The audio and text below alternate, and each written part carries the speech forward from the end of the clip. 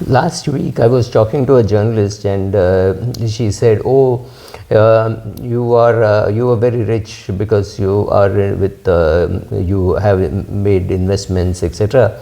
And I am just a poor journalist, so I just invest my money, and I'm not rich." That reminded me of an old Benjamin Franklin story. I don't know how many of you remember, but he, how many of you have read also? He used to run a magazine or a newspaper called Pennsylvania Gazette. Somebody comes to Benjamin Franklin and says, "Will you publish this?" And Benjamin Franklin says, "Let me think about it." Then he goes home. While going home, he buys a loaf of bread and he picks water from the pump, right? This is exactly the word he used, water from the pump, which means he's not paid for the water. He wraps himself in a coat, sleeps on the floor the whole night, and next day morning again, that is his supper, and next day morning the other half of the loaf, which he did not eat the previous day, becomes his breakfast. And he then comes to office and says, "Look, I can live on much lesser than what I have, so I will never," using his language, "I will not prostitute my press just for a more comfortable living." Having said this, I am more and more convinced that journalism done honestly or does not give too much money. You can live a decent life. It's like being a doctor. Being a doctor does not make you rich. Running a hospital makes you rich. Being a doctor, you live a nice life. Similarly, being a good cook does not make you too much money, but running a restaurant does make you good money. So owning a press may be very different from writing in the press. So journalists may not be very rich, but I do see some very rich journalists. So I always wonder whether how does this happen. So similarly, I met a friend in banking, must be 40 plus, just about 40 plus, and doing well, technically at least doing very well, but he was cribbing about his expenses being very high, and he not liking his job at all, and but still doing it because his lifestyle adjustments have to be made. I think it is very easy to go from let's say a 1 BHK to a 5 BHK, but coming down from a 5 BHK or a 6 BHK to a 4 BHK seems to be very difficult, right? You get used to luxuries. For example, first you travel by train, then you buy your car, and then you doing intercity travel by train, then you start going by plane, then you shift from economy to business to first class. Of course, domestic travel in India does not have first class, but I now have friends who travel only first class. I mean, they may be 70 years of age, and it has to be first class if their parents are traveling. If a mother is 90, then it has to be first class, not even business class.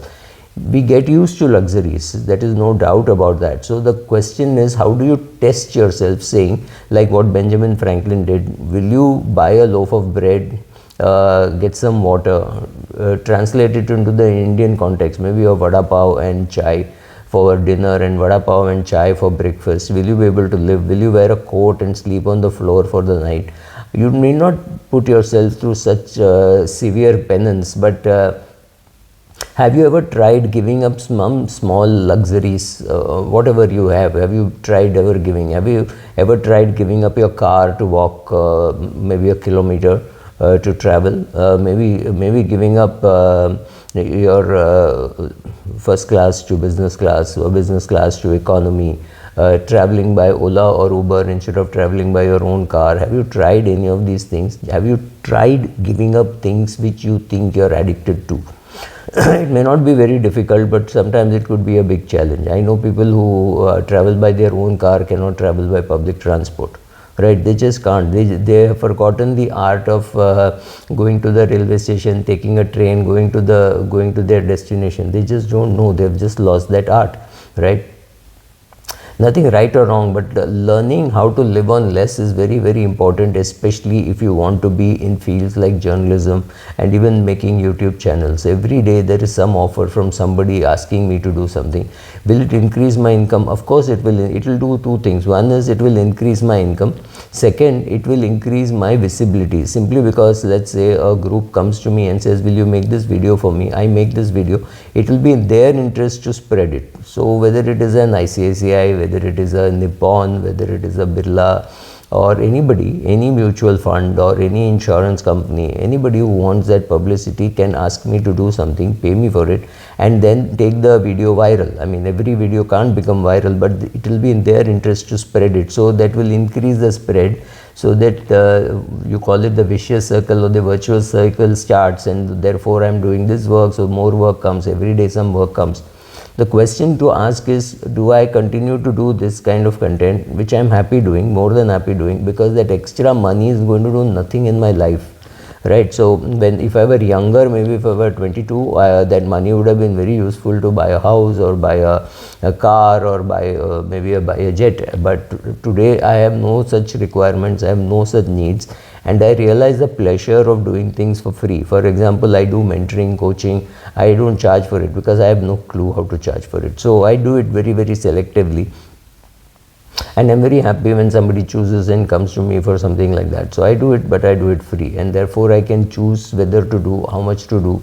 I can't do more than one at a time, right? So some of these things are helpful. So how you choose to live your life while doing something which is connected to media is a very difficult question to answer, but you need to answer that. In fact, for those who do not know this word, this is called hedonic adaptation. The minute you get something, your desire for that goes off.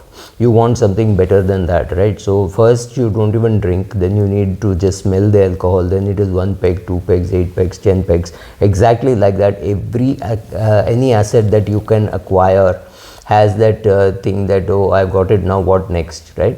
So whether it is going from a cycle to a Maruti 800 to a Honda City to a Toyota Corolla to a Mercedes to maybe an Audi or a Maybach or something like that. So you will keep shifting. So you're not happy with your cycle, you're not happy with your latest car because there's something better than that available. So you make yourself miserable also in that journey. So if you're happy with at every stage, then the next acquisition makes sense. But otherwise, the other acquisition is again not going to give you pleasure. The research in US shows that after 18 months, a person is not very happy that he won a lottery. So which is true for many of us. Many of us win many lotteries, and then when we get it, we think, oh, thank you God, it's more than what I deserve, etc., etc. But that feeling goes away in 30 seconds, 40 seconds, maybe a minute. And after some time, you start justifying that, oh, I must get that much because this is what Virat Kohli is earning in a year. He's earning 340 crores. There is no reason why I should be earning less than that, right? So every act of us we can justify and say, oh, this is a must, this is what we need. We get used to luxuries, we keep upgrading. The question is to test yourself to see, what can I live without? Do I need this at all, right? You need to ask yourself, you need to see how it works for you, see whether it works at all for you. What if it doesn't work?